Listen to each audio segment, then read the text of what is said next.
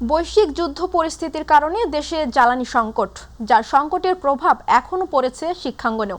Classroom আর mobile screen এই দুইয়ের মাঝে দোলাচলে শিক্ষার্থী ও অভিভাবকরা। নতুন সিদ্ধান্তে কতটা স্বস্তি আর কতটা শঙ্কা, তাপস চন্দ্র দাসের ক্যামেরায় বিস্তারিত জানাচ্ছেন শবনম অবনী। ক্লাসরুমে বন্ধুদের সঙ্গে পড়াশোনা, এটাই ছিল চিরচেনা দৃশ্য। কিন্তু জ্বালানি সংকটে সেই চিত্রে আসছে বড় পরিবর্তন। নতুন সিদ্ধান্ত অনুযায়ী সপ্তাহের অর্ধেক সময় ক্লাস হবে সরাসরি আর বাকি সময় অনলাইনে। ফলে শিক্ষার্থীদের এখন দোলাচল ক্লাসরুম আর মোবাইল স্ক্রিনের মাঝে। স্কুলে এসে ক্লাস করতে ভালো লাগে। স্কুলে আসলে আমার পড়ালেখা অনেক ভালো লাগে। টিচাররা শাসন করে আবার আদর করে, তো স্কুলে আসতে অবশ্যই মজা লাগে। 3 দিন স্কুলে আসতে পারবো না, বন্ধুদের মিস করব। বন্ধুদের মিস করব, কিন্তু অনলাইন ক্লাসে তো বন্ধুদের দেখাই যাবে না, তার জন্য এটা আমাদের জন্য ভালো হবে। করোনাকালেই অনলাইন শিক্ষার সঙ্গে পরিচয়, তবে তখন থেকেই বেড়েছে ডিভাইস নির্ভরতা, যা এখন নতুন করে উদ্বেগ বাড়াচ্ছে। এ নিয়ে অভিভাবকদের রয়েছে মিশ্র প্রতিক্রিয়া। একবার এক এক সিদ্ধান্ত ওদের উপর চাপিয়ে দেওয়া হচ্ছে, কোনোটাই ঠিকমতো কোনো ডিসিশনই স্টেবল হচ্ছে না। এখন এটা দেখা যাক কি হয়। অফলাইন ক্লাসটা যাতে অবশ্যই পরপর 3 দিন হয়, একদিন গ্যাপে গ্যাপে দিলে তখন বাচ্চাদের জন্য একটা প্রেশার হয়ে যাবে। বাচ্চারা এখন এত বেশি ফোনের প্রতি আসক্ত, এইটা তো অবশ্যই খারাপ দিক। সরকার যে ব্যবস্থাটা নিয়েছে যে 3 দিন অফলাইন আর 3 দিন অনলাইন, এইটা আমার মতে ঠিকই আছে, বাচ্চাদের অন্তত স্বার্থে। ছোট ছোট বাচ্চারা স্কুলে না আসলে শিখবে কিভাবে? এটা তো হয় না, বাসায় পড়া দিয়ে কিভাবে হয়? প্রযুক্তির সীমাবদ্ধতায় অনেক শিক্ষার্থীর পিছিয়ে পড়ার আশঙ্কা করছেন শিক্ষক ও অভিভাবকরা। সিলেবাস নিয়ে আমার মনে হয় খুব একটা সমস্যা হওয়ার কথা না, কারণ এখানে তো কার্যকালে কোনো চেঞ্জ নেই। যেটা অফলাইনে সরাসরি ক্লাস হতো সেটা এখন অনলাইনে হবে।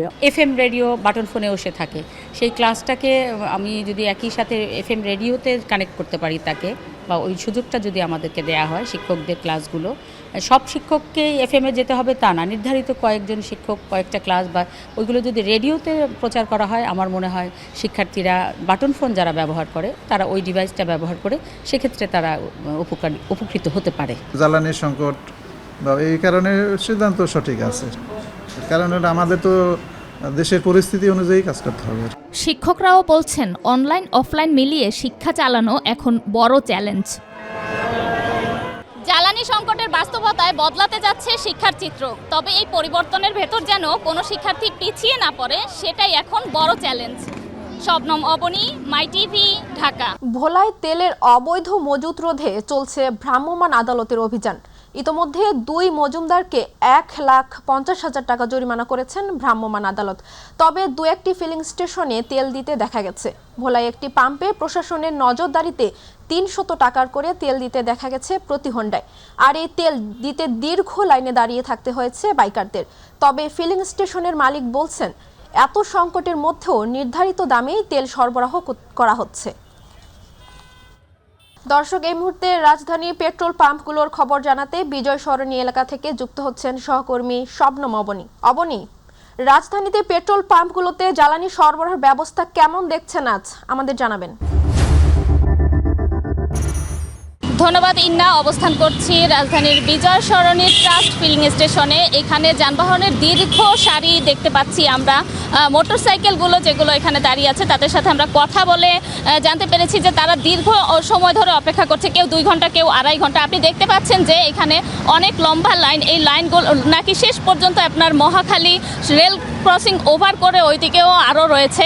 আর এদিকে গাড়ি নিয়ে যারা এসেছে, প্রাইভেট কারগুলো যেগুলো রয়েছে, প্রাইভেট কারের চালকদের সাথে আমরা কথা বলে জানতে পেরেছি তারা সেই গতকাল রাত থেকে এখানে এসে অপেক্ষা করছে তেলের জন্য, কিন্তু তেল পাচ্ছে না।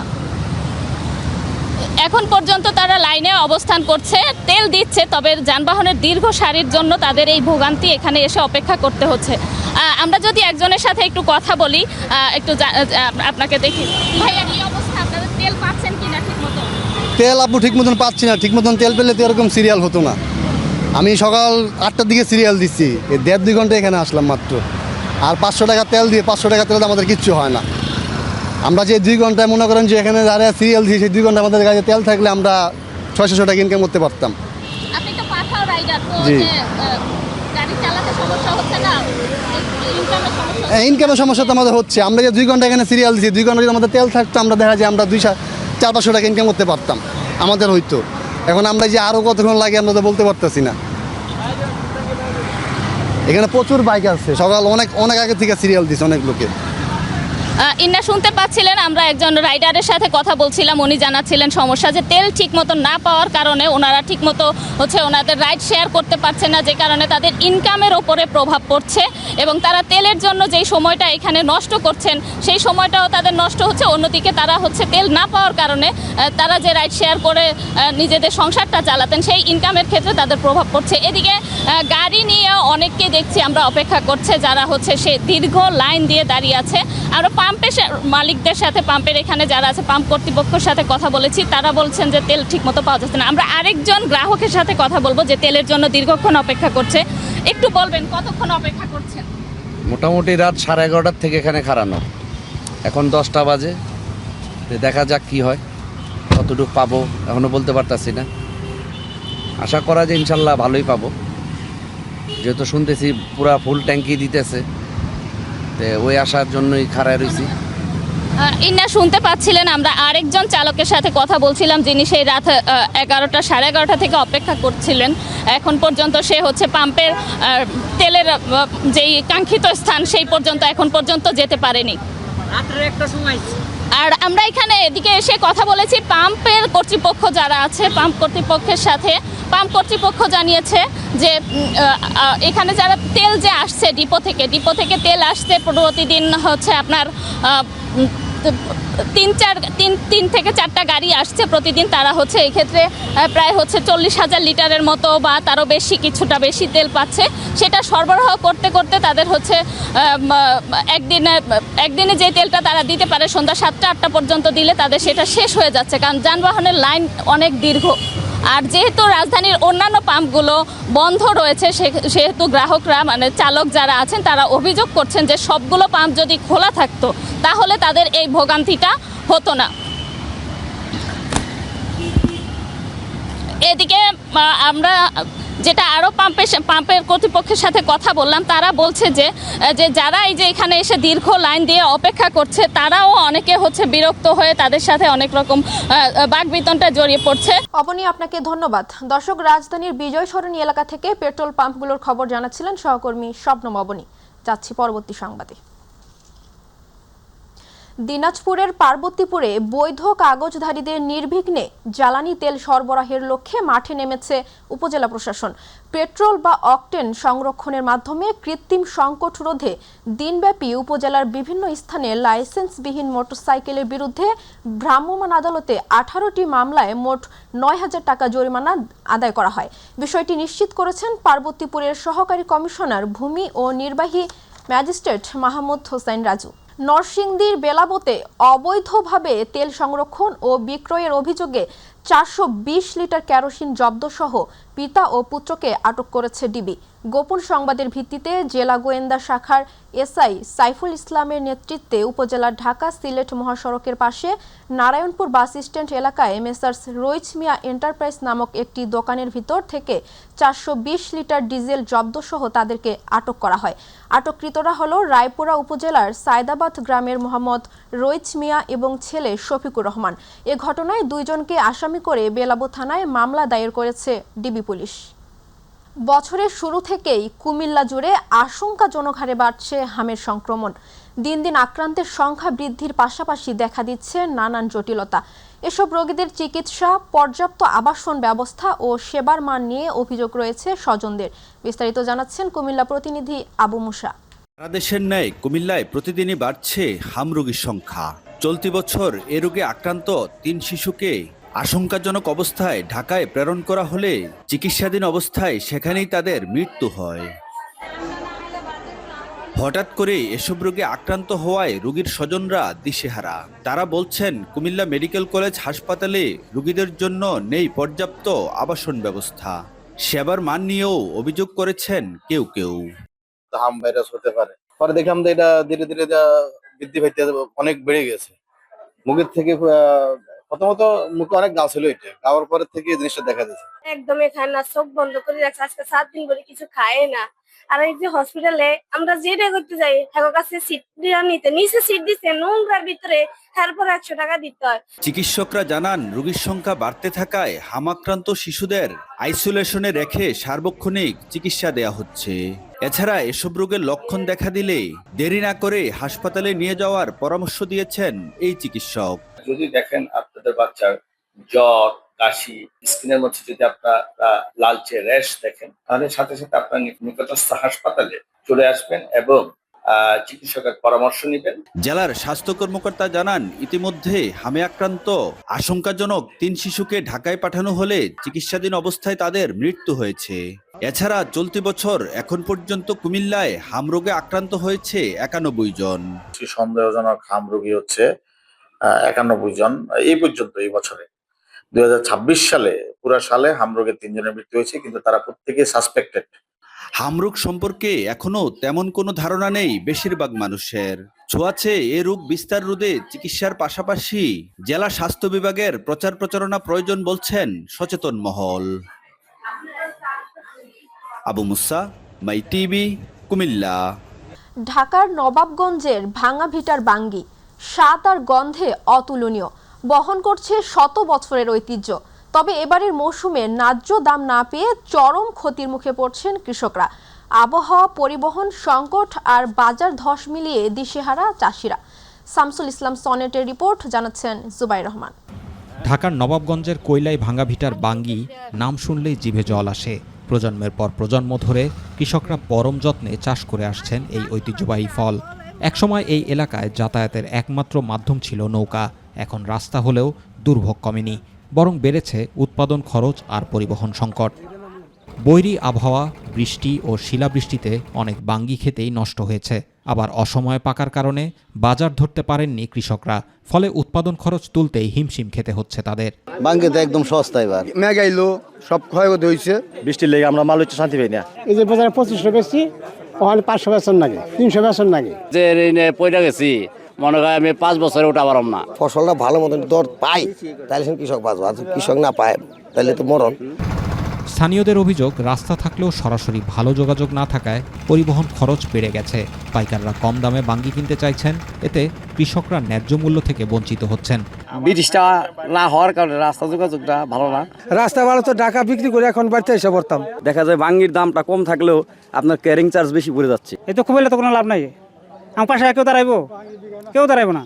স্থানীয়দের দাবি, দৌলতপুর বোয়ালখালীর সাথে সংযোগ সড়ক নির্মাণ করা হলে যাতায়াত সহজ হবে। এতে কৃষকরা সরাসরি বাজারে গিয়ে ন্যায্য মূল্যে বাঙ্গি বিক্রি করতে পারবেন। এ ব্যাপারে যাতায়াত ব্যবস্থা দ্রুত উন্নয়ন হবে বলে জানান নবাবগঞ্জ উপজেলা নির্বাহী কর্মকর্তা। আমাদের স্থানীয় সরকার প্রকৌশল বিভাগ থেকে কিন্তু সেখানে একটা নতুন রাস্তা করা হচ্ছে।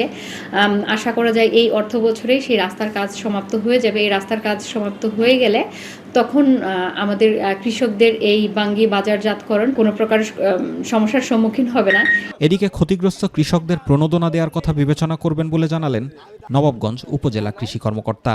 আসলে মেনলি ক্ষতিগ্রস্ত কৃষক কারা? সবাই তো আর ক্ষতি একরকম হয় না, তো সেই তালিকাটা রাখবো এবং পরবর্তীতে যদি কোনো প্রণোদনার সুযোগ হয় তাদের নাম আমরা পাঠানোর চেষ্টা করব, যাতে পরবর্তীতে তারা যাতে ক্ষতিটা পুষিয়ে নিতে পারে সেরকম ব্যবস্থা করব। শত বছরের ঐতিহ্য বহন করা ভাঙা ভিটার বাঙ্গি এবার যেন কেবল স্বাদেই সীমাবদ্ধ। ন্যায্য মূল্য না পেলে এই ঐতিহ্য টিকিয়ে রাখা কঠিন হয়ে পড়বে বলে আশঙ্কা কৃষকদের। জুবাইর রহমান, মাই টিভি নিউজ। দক্ষিণ কেরানীগঞ্জে জাল দলিল, ভুয়া নামজারি ও নথি কারচুপির মাধ্যমে জমি আত্মসাতের অভিযোগ উঠেছে একটি চক্রের বিরুদ্ধে। বুধবার এক সংবাদ সম্মেলনে এসব অভিযোগ তুলে ধরেন ভুক্তভোগীরা। বলা হয়, মৃত ব্যক্তিকে জীবিত দেখিয়ে জাল দলিল তৈরি ও অতিরিক্ত জমি বিক্রির মাধ্যমে প্রতারণা করা হয়েছে। প্রবাসীদের কাছ থেকেও টাকা নেওয়ার অভিযোগ উঠেছে। ঘটনায় সুষ্ঠু তদন্ত ও দোষীদের শাস্তির দাবি জানিয়েছেন ভুক্তভোগীরা। সাভারে একটি হাউজিং এলাকা থেকে ঝিনাইদহের মহিদুল ইসলামের গলাকাটা লাশ উদ্ধার করেছে পুলিশ। এ ঘটনার তদন্তে দায়িত্বে ছিলেন সাভার মডেল থানার এসআই মেহেদি হাসান। অভিযোগ উঠেছে, এ ঘটনায় তথ্য সংগ্রহে গিয়ে বিড়ম্বনায় পড়েন সংবাদকর্মীরা। অভিযোগ, একাধিক সাংবাদিকের ফোন রিসিভ না করে কেটে দেন তিনি এবং অসৌজন্যমূলক আচরণ করেন। এতে ক্ষোভের সৃষ্টি হয় সাংবাদিকদের মধ্যে এবং সময় মতো সংবাদ প্রচার ব্যাহত হয়। পরে জানা যায় ঘটনার সময় তিনি মামলার কাজে ব্যস্ত ছিলেন। তবে স্থানীয় সংবাদকর্মীরা বলছেন পুলিশের কাছ থেকে আরও দায়িত্বশীল আচরণ প্রয়োজন। আমি ওখান থেকে তারপরে ওরে আমি ডাকামো, আপনি এখানে থাকেন, তারপরে আমি আপনার ফোনে ডাইকা নিব। তা আমি সারা দিন প্রায় 6টা সাড়ে 6টার সময় আমি এখান থেকে রওনা দিই। দেওয়ার পরে হইল আমি চলে যাই, স্যারের যতবার ফোন দিই স্যার আমার ফোন রিজেক্ট করে। ফোন গালি রিসিভ করি, এই ভাইয়ের কাছে এই কথা বলছো কেন যে স্যার বিচারে আছে? আমি কিসের বললে বিচারে আছি? ওই যেটা মিটিং এ ওই যে দুই বাপ পোলা ই লাগলো, ঝগড়া লাগলো, ওই যে সাপানা আসবে ওইখানে, আমি বিচারে আছি। সিরাজগঞ্জের শাহজাদপুরে কাপড়ের হাটে চাঁদা না দেওয়ায় এক ব্যবসায়ী ও তার ছেলেকে কুপিয়ে গুরুতর আহত করেছে স্থানীয় কিশোর গ্যাংয়ের সদস্যরা। ঘটনাটি শাহজাদপুর পৌরসভার রবীন্দ্র কাছারি বাড়ির পাশে ঘটে। স্থানীয়রা জানিয়েছেন দুপুরে পার্শ্ববর্তী দাবাড়িয়া গ্রামের কয়েকজন কিশোর ব্যবসায়ী মানিকের ছেলে অন্তরকে ডেকে মোটা অঙ্কের চাঁদা দাবি করে। চাঁদা দিতে অস্বীকৃতি জানালে অন্তরকে মারধর করা হয়। পরে 25 থেকে 30 জনের একদল কিশোর দেশীয় অস্ত্র নিয়ে পুনরায় হামলা চালায়। এতে অন্তরের বাবা এগিয়ে গেলে তাকেও কুপিয়ে জখম করা হয়। আহতদের সিরাজগঞ্জ সদর হাসপাতালে ভর্তি করা হয়েছে। রাজধানীর তেজগাঁও 7 রাস্তা মোড়ে অবস্থিত ভূমি ভবন পরিদর্শন করেছেন ভূমি ও পার্বত্য চট্টগ্রাম বিষয়ক মন্ত্রণালয়ের প্রতিমন্ত্রী ব্যারিস্টার মীর মোহাম্মদ হেলাল উদ্দিন। পরিদর্শনকালে তিনি নাগরিকদের সেবা কার্যক্রম সরাসরি পর্যবেক্ষণ করেন এবং বিভিন্ন শাখা ঘুরে দেখেন। এ সময় SARS ও নামজারি খতিয়ান সহ বিভিন্ন সেবা নিতে আসা মানুষের সঙ্গে কথা বলেন তিনি। প্রতিমন্ত্রী জানান, জনবান্ধব ভূমি সেবা নিশ্চিত করা সরকারের অগ্রাধিকার। সেবা পেতে যেন কেউ হয়রানির শিকার না হয় সে বিষয়ে কর্মকর্তাদের নির্দেশনা দেন তিনি। কুষ্টিয়ায় সাংবাদিকদের সাথে মতবিনিময় করেছেন নবাগত জেলা প্রশাসক মোহাম্মদ তৌহিদ বিন হাসান। বুধবার বিকেলে জেলা প্রশাসকের সম্মেলন কক্ষে অনুষ্ঠিত উক্ত সভায় কুষ্টিয়া প্রেস ক্লাবের সাবেক সাধারণ সম্পাদক আনিসুজ্জামান ডাবলু, এম জোবায়ের রিপন, কুষ্টিয়া সাংবাদিক ইউনিয়নের সভাপতি আব্দুর রাজ্জাক বাচ্চু, সিনিয়র সাংবাদিক মিজানুর রহমান লাকি, লুৎফর রহমান কুমার সহ জেলায় কর্মরত গণমাধ্যম কর্মী ও প্রশাসনের ঊর্ধ্বতন কর্মকর্তারা উপস্থিত ছিলেন। সভায় সাংবাদিক নেতারা কুষ্টিয়া শহরের দীর্ঘদিনের যানজট সমস্যা নিরসন, বালু বোঝাই ড্রাম, ট্রাক ও অবৈধ ইঞ্জিন চালিত যানবাহন রোধ সহ মাদক ও সন্ত্রাস মুক্ত করতে নবাগত জেলা প্রশাসকের প্রতি আহ্বান জানান। ব্রাহ্মণবাড়িয়ার নাসিরনগর উপজেলায় অবৈধভাবে মজুত করে রাখা 5000 লিটার জ্বালানি তেল জব্দ করেছে উপজেলা প্রশাসন। বুধবার রাতে উপজেলার পূর্বভাগ বাজারে অবস্থিত সেলিম এন্টারপ্রাইজে অভিযান চালিয়ে প্রতিষ্ঠানটিতে থাকা মোট 26টি ড্রাম থেকে জ্বালানি তেল জব্দ করা হয়। এ সময় প্রতিষ্ঠানটিকে 10,000 টাকা জরিমানা করা হয়। ভ্রাম্যমাণ আদালত এ অভিযান পরিচালনা করেন উপজেলা সহকারী কমিশনার ভূমি সাহেল আহমেদ। গাইবান্ধার সাদুল্লাপুরে কৃষি কাজে দক্ষ সেচ ব্যবস্থাপনার পানি ব্যবহারকারী কৃষক কৃষানীদের সাথে কমিউনিটি মিটিং করেছে বাংলাদেশ কৃষি উন্নয়ন কর্পোরেশন সাদুল্লাপুর উপজেলা কার্যালয়। এ সময় বিএডিসির সেচ ব্যবস্থাপনা প্রকল্পের মাধ্যমে কৃষি জমিতে পানি সেচের বিভিন্ন সুবিধা নিয়ে কৃষকদের সচেতনতামূলক পরামর্শ প্রদান করেন বিএডিসির কর্মকর্তাগণ। দক্ষ সেচ ব্যবস্থাপনার পানি ব্যবহারকারী কৃষক কৃষানীদের জন্য আয়োজিত কমিউনিটি মিটিং এ বক্তব্য রাখেন বিএডিসির গাইবান্ধা জোনের সহকারী প্রকৌশলী গোলাম রব্বানী, উপজেলা বিএডিসির উপসহকারী প্রকৌশলী আরমান বাদশা, উপসহকারী কৃষি কর্মকর্তা সামিউল ইসলাম, মাইটিভির উপজেলা প্রতিনিধি মোহাম্মদ শাহিন মিয়া সহ আরও অনেকেই।